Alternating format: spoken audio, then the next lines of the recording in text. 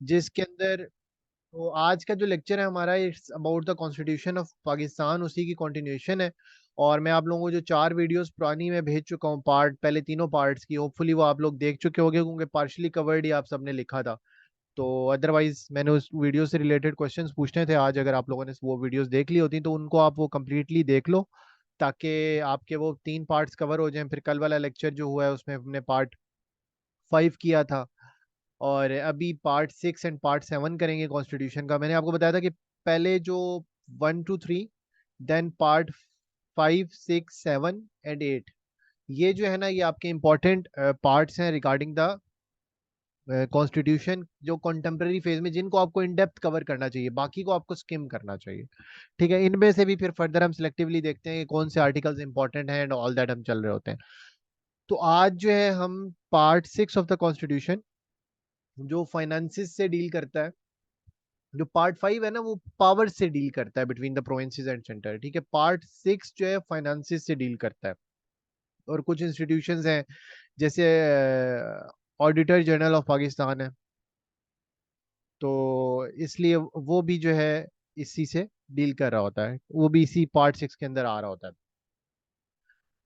Part 7 के अंदर आपका general establishment of judiciary, then Supreme Court. तो मेरी कोशिश ये होगी कि पार्ट 7 आज आप लोगों का कंप्लीट कवर हो जाए, लेकिन एटलीस्ट जो सुप्रीम कोर्ट है ना वो बहुत इंपॉर्टेंट है, उसका एक एक आर्टिकल। तो उसमें स्पेसिफिकली आर्टिकल 184 सबसेक्शन 3 उसको भी देख रहे होंगे, स्पेशली सुप्रीम कोर्ट की ओरिजिनल जुरिस्डिक्शन क्या है, अपेलेट क्या है, एडवाइजरी क्या है, वो भी देख रहे होंगे। तो ये तमाम मामलात आज हमने कवर करने। So now moving towards the next slide. अच्छा ऐसा है कि जी पार्ट 6 ऑफ द जो कॉन्स्टिट्यूशन है ना, मैं पहले आप लोगों को बता दूं। अच्छा ऐसे है कि मैंने साथ कॉन्स्टिट्यूशन की जो मास्टर फाइल है वो साथ मैंने पीडीएफ ओरिजिनल जो सोर्स है वो मेरे साथ दूसरी फाइल में ओपन है। तो जहां पर मुझे एलाब्रेशन की जरूरत होगी और टेक्स्ट को एक्सप्लेन करने की जरूरत होगी ना, मैं फिर वो वहां पर ही आपको दूसरी स्क्रीन पर ले जाऊंगा और उसको फिर मैं साथ साथ आपको एक्सप्लेन कर रहा हूँ।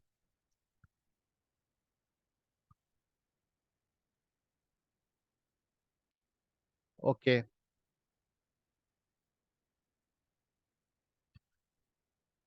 सो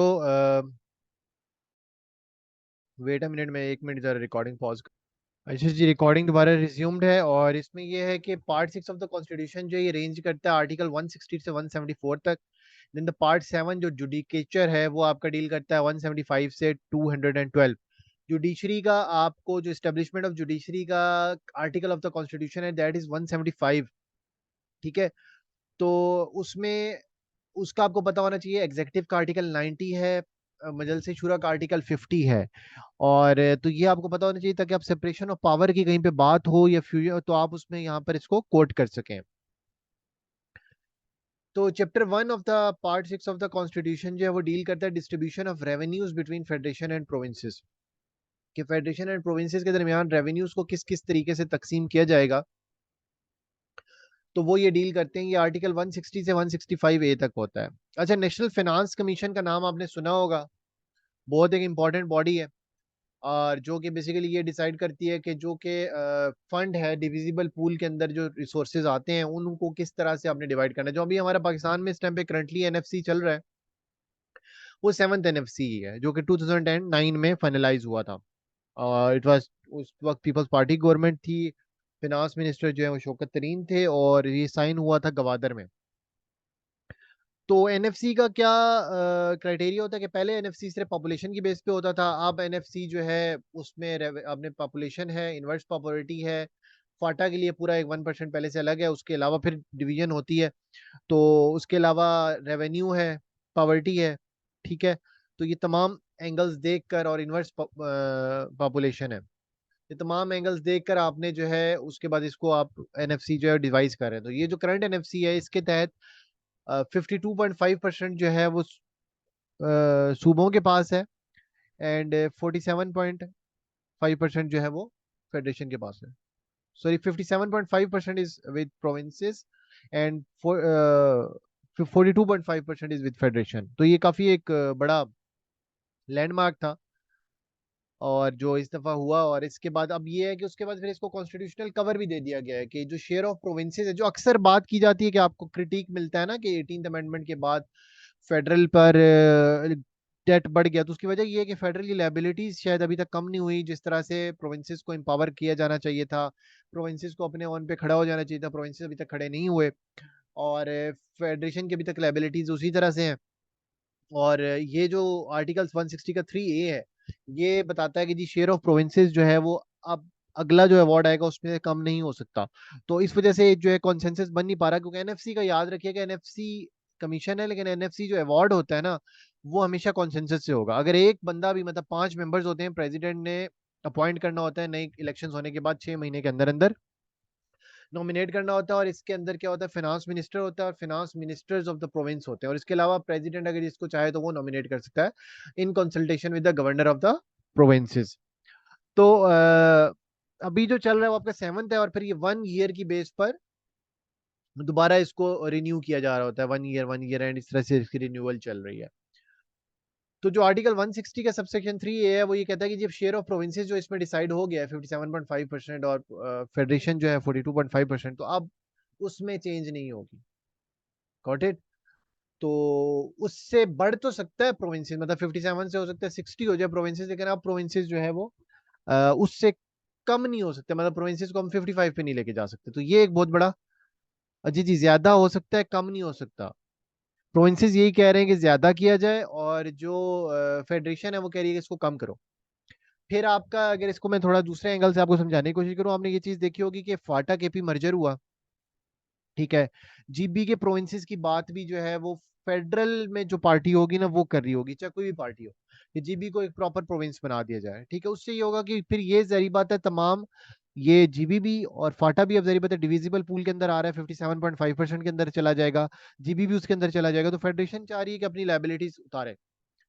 और अभी आजकल इसका पॉलिटिकल एंगल ये होता है कि जब भी जीबी के प्रोविंस की बात होती है तो आपकी जो सूबाई असम्बलीज है ना, वहां से रेजोल्यूशन पास हो जी जाती है कि कश्मीर कॉज को खतरे में हम नहीं पड़ने देंगे, कश्मीर की यकजहती के लिए हम कुर्बानियां देते रहेंगे, और कश्मीर की यकजहती के लिए हमारे जीबी के भाई जो है वो भी कुर्बानियां देते रहेंगे। तो वो बेसिकली जीबी की वो नहीं है, वो सिचुएशन ये है कि वो आपका प्रॉब्लम ये है कि प्रोविंसेस नहीं चाहते कि उनके शेयर में बेसिकली फिर हिस्सेदार बनेंगे ना। अगर फेडरल कह रहा है कि मेरा शेयर ठीक है कम हो जाए, लेकिन अब मेरा शेयर अभी फिलहाल 4 जगह बट रहा है प्रोविंसेस का शेयर, तो प्रोविंसेस का शेयर 6 जगह बटे मिसाल के तौर पे, तो फेडरेशन इसलिए अपनी लाइबिलिटीज खत्म कर रही है। इसी वजह से आपने वो भी देखा होगा सेहत कार्ड वाला, जो ट्राइबल एरियाज के लिए फंड्स देना मना कर दिए थे। बाकी तो पॉलिटिकल भी उस पर गेम्स हुई हैं, लेकिन जो ट्राइबल एरियाज के लिए फंड देना मना कर दिए थे फेडरल गवर्नमेंट ने, वो यही थे कि वो केपी के गवर्नमेंट खुद संभाले। उसके पीछे वजह यही थी कि फेडरल गवर्नमेंट अपनी लाइबिलिटी खत्म करना चाह रही थी। अच्छा जी, तो ये आर्टिकल 160 क्लियर है। इस टाइम पे थोड़ा सा इस तरह से है कि कुछ परसेंट रेवेन्यू का 82% पॉपुलेशन है, कुछ रेवेन्यू एग्जैक्ट फिगर्स मैं आपको शेयर कर दूंगा नोट से स्नैप लेकर। और इस वक्त ये इस तरह से चल रहा है। जो पाकिस्तान में पहला अकॉर्ड आया था between West and East Pakistan, उसको कहते हैं रेसमैन अकॉर्ड। क्या कहते हैं? Raisman accord. अच्छा, ये आर्टिकल 160 क्लियर है तो मुझे बता दें, फिर मैं आगे चलता हूँ।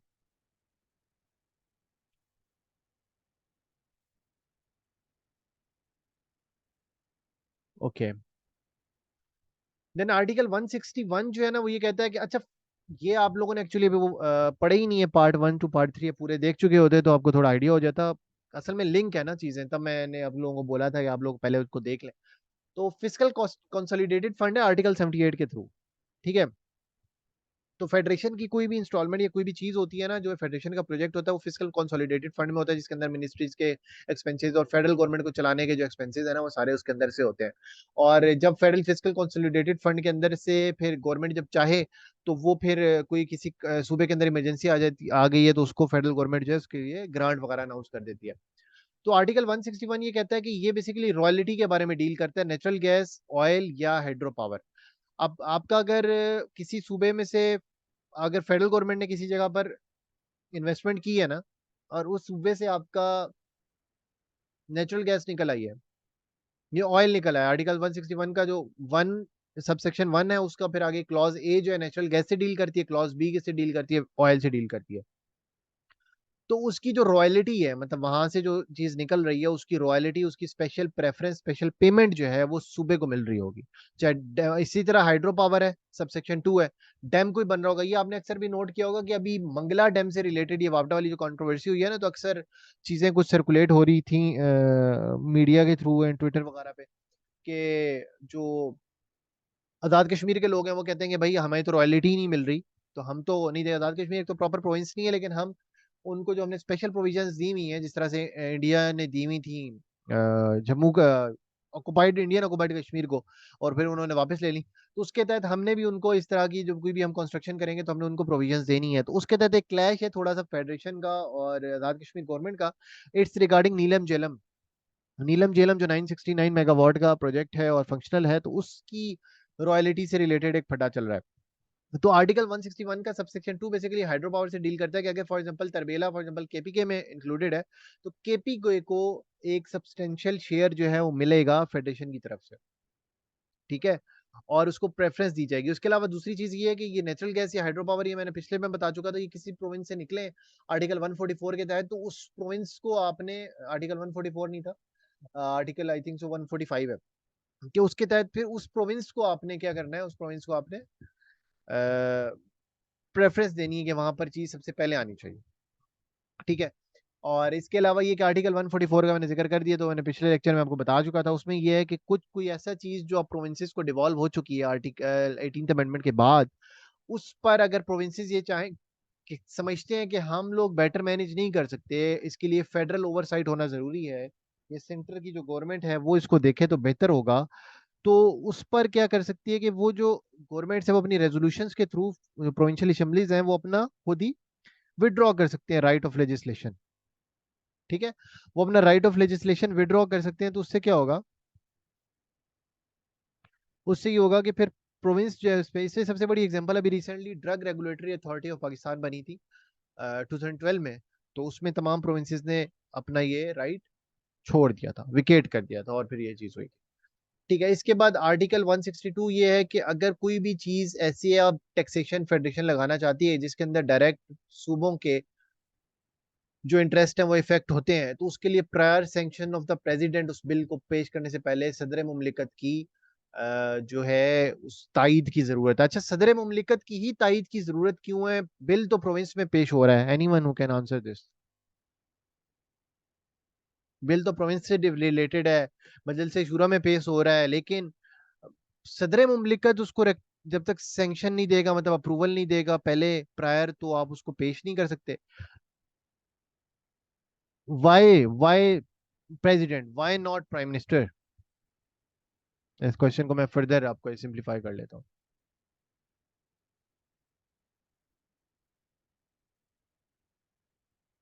Head of state and symbol of federation, president है, is the head of state and symbol of federation. तो ये फेडरेशन का मसला है, क्योंकि आर्टिकल 1 क्या कहता है, आर्टिकल 1 ऑफ द कॉन्स्टिट्यूशन कहता है कि Pakistan will be an Islamic Republic based on principles of the democracy, and it will comprise of एक कैपिटल होगा और 4 प्रोविंसेस, ये मिल के बनता है। तो ये चारों इकाइयां और ये मिल के ये फिर पाकिस्तान बना है। तो ये आर्टिकल 1 में ये लिखा हुआ है। तो आप आर्टिकल 1 के अगेंस्ट जा रहे हो, प्रोविंसेस को आपने एक पावर दे दी, तो प्रोविंसेस सॉवरन है उसमें, तो आप उसके अगेंस्ट जाने के लिए तो आपको सैंक्शंस जो है वो प्रेसिडेंट की पहले लाजमी है। फॉर एग्जांपल मैं एक केस बता देता हूँ। अक्सर लोग डिबेट कर रहे होते हैं कि एग्रीकल्चरल रिफॉर्म्स क्यों नहीं होती, तो एग्रीकल्चर पे इनकम टैक्स फेडरल गवर्नमेंट क्यों नहीं लगा देती? तो एग्रीकल्चर, अब इनकम टैक्स का जो मामला है एग्रीकल्चर का, या प्रॉपर्टी टैक्स है, तो ये प्रोविंस को डिवॉल्व हो गया 18th अमेंडमेंट के बाद, तो ये अब प्रोविंस का काम है कि उसने लगाना है। अगर प्रोविंस नहीं लगा रहा तो प्रोविंस रिस्पॉन्सिबल है। तो फेडरेशन इस पर अगर कुछ करेगी तो उससे पहले सदर मुमलिकत का एसेंट चाहिए। और फिर दूसरी बात यह है, प्राइम मिनिस्टर कभी भी सिंबल ऑफ फेडरेशन नहीं होता। प्राइम मिनिस्टर लाजमी नहीं है पाकिस्तान में, जिस तरह से composition of the state assembly का लेजिस्लेचर है। अगर कोई बंदा पंजाब से सीटें ज्यादा ले लेता है और उसके अलावा किसी एक प्रोविंस से और सीटें ले लेता है, तो उसकी पार्टी जो है का हेड मोस्ट प्रोबेबली होता है, तो वो प्राइम मिनिस्टर बन सकता है या उसका कोई नॉमिनी, ठीक है।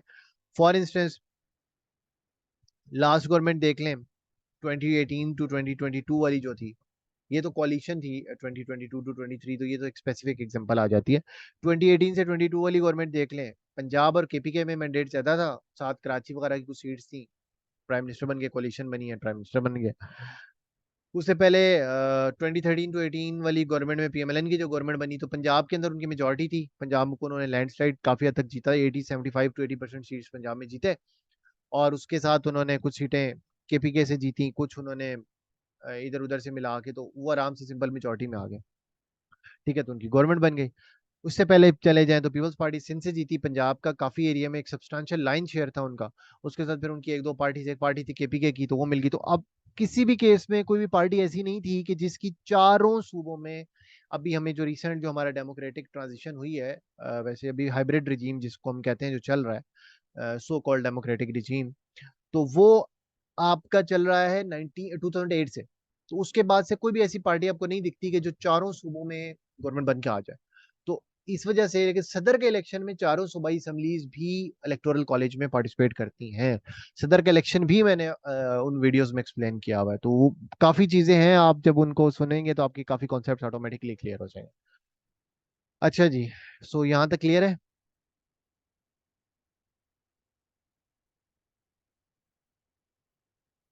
कोशिश होगी पार्ट 6 अभी कर लें, पार्ट 7 नेक्स्ट में कर लें। यहाँ तक क्लियर है तो मुझे एक दफा ओके लिख दें आप लोग। Okay.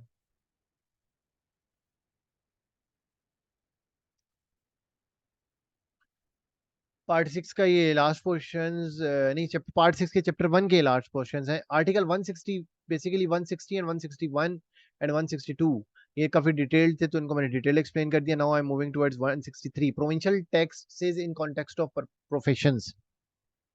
मोस्टली प्रोफेशंस में जब प्रोविंशियल गवर्नमेंट चाहे कि अनलेस एंड अनटिल वो जो मजलिस शूरा के, मतलब पार्लियामेंट ऑफ पाकिस्तान के जो बाउंड्रीज हैं उनको वो ना करें, ट्रेस पास ना करें, उनको अबूर ना करें, तो वो provincial taxes in context of professions लगा सकते हैं। इसके बाद grants out of consolidated fund, जो प्रोविंस है वो अपना एक प्रोविंशियल कंसोलिडेटेड फंड अलग होता है, फेडरल कंसोलिडेटेड फंड अलग होता है। यहाँ पर मैं आपको उस पीडीएफ फाइल पे थोड़ी देर के लिए लेके चलूंगा, ये रिकॉर्डिंग में थोड़ी देर पॉज करूंगा। अच्छा, ये देखें, आर्टिकल 163 ये कहता है provincial taxes in respect of professions. ठीक है, कि प्रोविंसेस क्या लगते हैं, तो प्रोविंशियल असेंबली क्या कर सकती है, एक्ट कर सकती है बाय एक्ट। बाय एक्ट लाजमी है, कोई भी टैक्सेशन है ना, ये जो रोसो ने बात की थी, नो टैक्सेशन विदाउट रिप्रेजेंटेशन, ठीक है, तो ये वही वाली बात है। टैक्सेशन कोई भी होगी, इकोनॉमी से रिलेटेड कुछ भी पंगा होगा, कोई भी लेजिस्लेशन होगी, कोई भी बिल होगा, तो वो लाजमी है कि उसको, अगर सूबाई गवर्नमेंट कर रही है तो वो अपना वो बिल लेकर आएगी, अगर फेडरल गवर्नमेंट कर रही है तो वो अपना एक बिल के थ्रू प्रॉपर अप्रूव करवाएगी मजलिस शुरा के तहत, और फिर वो लगा सकती है। अदरवाइज दैट आप ऑर्डिनेंस में जल्दबाजी में तो कुछ चीजों में इशू कर सकते हैं, लेकिन उसको फिर दोबारा आपने पार्लियामेंट से अप्रूव कराना होता है।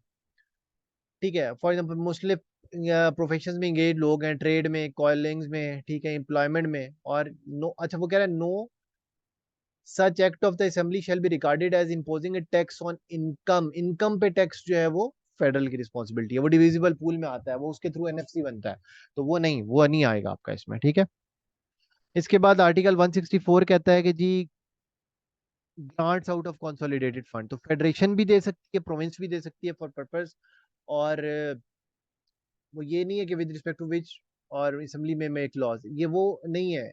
ये स्पेसिफिक इमरजेंसी केस के अंदर है जिसमें ग्रांट्स दी जाए, इसमें मतलब लाजमी नहीं है कि वो केसेस इसमें इंक्लूडेड बिल्कुल नहीं है कि जिनके अंदर प्रोविंशियल असेंबली जो है वो लॉज बना सके। देन आपका exemption of certain public property from taxation है। कुछ चीजें हैं, कुछ पब्लिक प्रॉपर्टी ऐसी है, मतलब सरकारी इमलाक ऐसी हैं जिनके ऊपर टैक्सेशन नहीं लगती। ठीक है, जिनको एग्जेम्पशन हासिल हो, कहते हैं ना टैक्स छूट दे दी गई, तो उसके अंदर फर्स्ट सबसे पहली बात यह है कि जो आपकी फेडरल गवर्नमेंट की कोई प्रॉपर्टी है, ठीक है, और वो, और उसकी इंस्पेक्टेड प्रॉपर्टी और income be liable to taxation under any act of provincial assembly. ठीक है, वो किसी भी act of the provincial assembly के अंदर लायबल नहीं है कि उसके ऊपर टैक्सेशन लग सके। इस तरह से प्रोविंशियल असेंबली गवर्नमेंट है वो मजलिस शूरा के किसी एक्ट के तहत प्रोविंशियल गवर्नमेंट के जो एक्सपेंसेस हैं उनके ऊपर टैक्सेशन नहीं लग सकती। Got it. देन ये है कि अगर ट्रेड और बिजनेस और एनी काइंड कैरिड आउट, ये जो है प्रोविंस कर रहा है, ठीक है, आउटसाइड द प्रोविंस, ठीक है, तो उसमें ये है कि प्रोविंशियल असेंबली जो है उसमें वो आपका टैक्स उसमें नहीं होता, वो टैक्स आप कर सकते हो, और उसके इनकम अगर लगती है तो वो under the act of the मजल से शूरा आप उसको टैक्सेशन कर सकते हैं, अदरवाइज टैक्सेशन नहीं होगी। और इसके अलावा ये है कि जो सर्विसेज की फीस है ना, इस आर्टिकल के तहत अंदर जो भी चीजें आ रही हैं, सर्विसेज की जो फीस है वो कोई भी आर्टिकल आपका नहीं, उसके अंदर जो आपकी इम्पोजिशन है वो लाजमी चार्ज होगी। ठीक है। इसके अलावा आर्टिकल 165 ए, ये जो ए है ना मोस्टली ये आपके ऐड हुए हैं 18th अमेंडमेंट के अंदर। सही है। मोस्टली आपके जो ए हैं वो आपके ऐड हुए हैं 18th अमेंडमेंट के अंदर।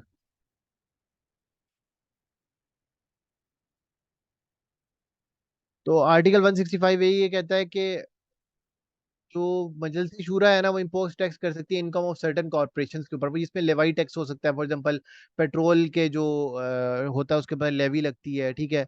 और इस तरह से ये मुख्तलिफ किस्म के टैक्सेशन हैं, इनको फर्दर एक्सप्लेनेशन करने में बहुत निटी ग्रिटीज में चले जाएंगे, और हमारे ये लिए एक प्रॉपर एक डिटेल लेक्चर बन जाएगा। कहने का मतलब ये है कि कुछ कॉर्पोरेशन जो यहाँ पर एंटिटीज काम कर रही हैं पाकिस्तान के अंदर, तो उनके अंदर किसी भी मद में, जैसे अभी एक टैक्स लगा था जी, सुपर इंडस्ट्री टैक्स लगाया था पार्लियामेंट ने, ये मिफ्ता इस्माइल उस टाइम पे फिनांस मिनिस्टर थे गालिबन, 2022 के बजट से पहले की बात है। तो वो सुपर टैक्स क्या था, वो इंडस्ट्री के ऊपर था, कॉर्पोरेशन के ऊपर था। तो किसने लगाया था, मजलिस शुरा के पार्लियामेंट के एक्ट के तहत लगा था, बजट के अंदर पास हुआ था प्रॉपर। ठीक है जी। अच्छा, मैं अब दोबारा वापस स्लाइड्स पे जाता हूँ।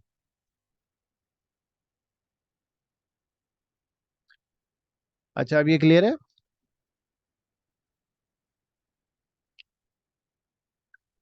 तो पावर ऑफ मजलिस शुरा है भाई कि वो लगा सकती है taxation income of proper corporation, ये प्रोपोर्शंस नहीं कॉर्पोरेशन है, मैं इसको ठीक कर दूंगा। अच्छा जी, पार्ट 6 का जो चैप्टर 2 है वो डील करता है रेवेन्यू की डिस्ट्रीब्यूशन कैसी की जाए। ठीक है, उसी की कंटिन्यूशन है, और इसके अंदर कुछ चीजें ऐसी हैं कि जो मतलब इंस्टीट्यूशनल बॉडीज के बारे में बात करती हैं। ठीक है। तो आर्टिकल 166 जो है वो बोरिंग बाय फेडरल गवर्नमेंट की बात करता है कि फेडरल गवर्नमेंट कैसे ले सकती है। बेसिकली एक लिमिट है जो डिफाइंड है, 2005 में पब्लिक डेट लिमिटेशन एक्ट आया था, जिसके तहत 60% ऑफ द जीडीपी से ऊपर आप डेट नहीं ले सकते। तो सिक्योरिटी गारंटी के तौर पर फेडरल गवर्नमेंट भी ले सकती है, उसकी लिमिट कौन डिसाइड करेगा, मैं जल्द से शुरा करेगी। प्रोविंशियल गवर्नमेंट भी इस तरह से सिक्योरिटी गारंटी के थ्रू ले सकती है, और उसकी कौन ग्रांट करेगा, उसकी प्रोविंशियल गवर्नमेंट ग्रांट करेगी। इसके अलावा प्रोविंशियल गवर्नमेंट जो है ना, अब after 18th amendment international organisations या इंटरनेशनल फाइनेंशियल इंस्टीट्यूशन या इंटरनेशनल किसी और कंट्री के साथ भी मुआहदा कर सकती है, उससे भी लोन ले सकती है। और सिक्योरिटी गारंटी वो फिर फेडरल गवर्नमेंट की जो सिक्योरिटी गारंटी है उसके तहत ये अलाउ कर दिया गया है। इसके बाद क्या है जी, ऑडिटर जनरल। ऑडिटर जनरल कौन है, auditor general basically books manage करता है, गवर्नमेंट ऑफ पाकिस्तान का खाता लिखने वाला जो है ना, वो जो बंदा होता है वो ऑडिटर जनरल ऑफ पाकिस्तान है। तो वो अक्सर डायरेक्ट पूछ लेता है कि इसका आर्टिकल किस आर्टिकल से डील करता है, तो जी आर्टिकल 168 है। और इसको कौन अपॉइंट करता है जी, इसको अपॉइंट करता है प्रेसिडेंट, और मोस्टली प्रेसिडेंट जिसको भी अपॉइंट कर रहा होगा वो on the advice of prime minister कर रहा होगा अंडर आर्टिकल 48 सबसेक्शन 1।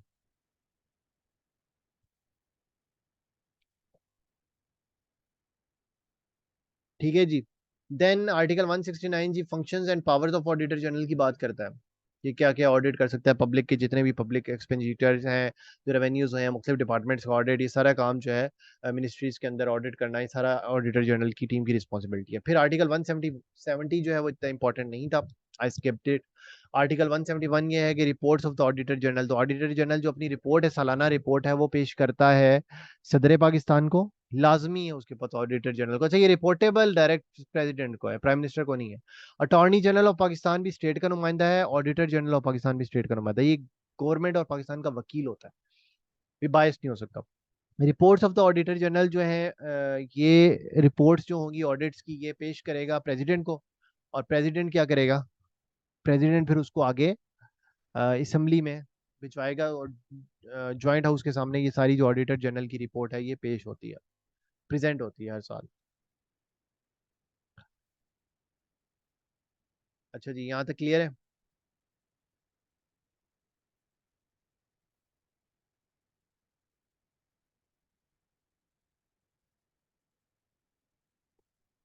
अच्छा जी, ये चैप्टर 3 है। मैं बस 1 मिनट,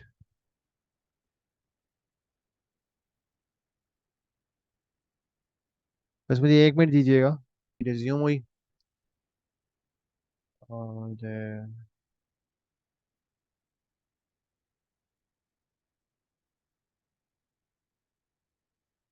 अच्छा जी, आर्टिकल 172 से 174 बेसिकली डील करते हैं, तीन आर्टिकल के जो property contract liabilities and suits.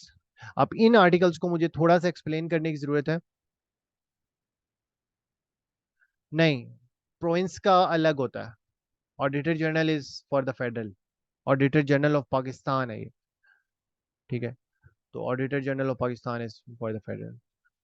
अच्छा जी, chapter 3 of the part 6 of the constitution ये डील करता है 172 टू 174। अच्छा, ये तीनों आर्टिकल्स ऐसे हैं। 172 ऑनरलेस प्रॉपर्टी की बात करता है, 173 power to acquire property and make contracts, और फेडरेशन में sue and may be sued by the name of Pakistan. 174 तो बहुत सिंपल है कि अगर आपने फेडरेशन ऑफ पाकिस्तान के खिलाफ केस करना है तो आपने उसके खिलाफ जो केस करना है वो in the name of Pakistan करना है, मतलब versus the federation of Pakistan. और इस तरह प्रोविंस के अगेंस्ट करना है तो प्रोविंस का नाम आएगा, ठीक है। होता है ना, जैसे फॉर एग्जांपल नेशनल हाईवे है, उसका कोई प्रोजेक्ट आया है तो उसमें किसी के लोकल की जमीन आ गई है, फॉर एग्जांपल उसकी पहले जमीन थी, वो उस रोड को नहीं देना चाहता और वो फिर केस कर देता है। तो इस तरह के मुख्तलिफ केसेस होते हैं। आर्टिकल 172 क्या है जी? ऑनरलेस प्रॉपर्टी को डील करता है। 173 power to acquire property and make contracts. अब मैं इन आर्टिकल, स्पेशली आर्टिकल 172 को एक्सप्लेन करने वापस कॉन्स्टिट्यूशन पे जाता हूँ, अगेन मेन सोर्स पे पीडीएफ जो है। तो ये आपका,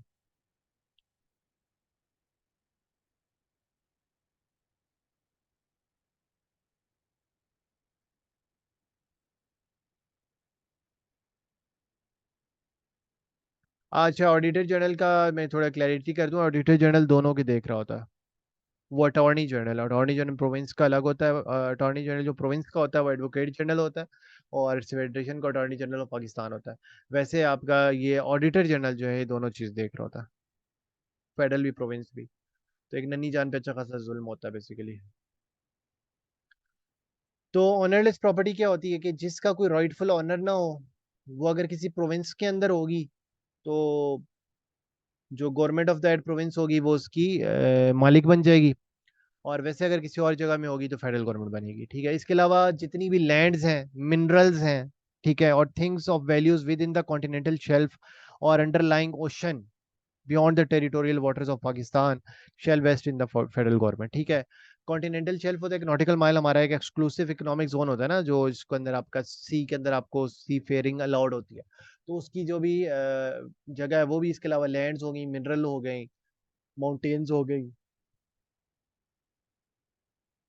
ये तमाम चीजें किसके पास होती हैं?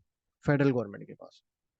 इसके बाद क्या है जी? Subject to the existing commitments and obligation, mineral oil and natural gas within the province और the territorial water adjacent to shall vest jointly and equally in that province and, हाँ, ये प्रोविंस में होगा और federal government में jointly होगा। और federal government क्या करती है फिर उस प्रोविंस को रॉयल्टी देती है, स्पेसिफिकली नेचुरल गैस और मिनरल ऑयल के कॉन्टेक्स्ट में,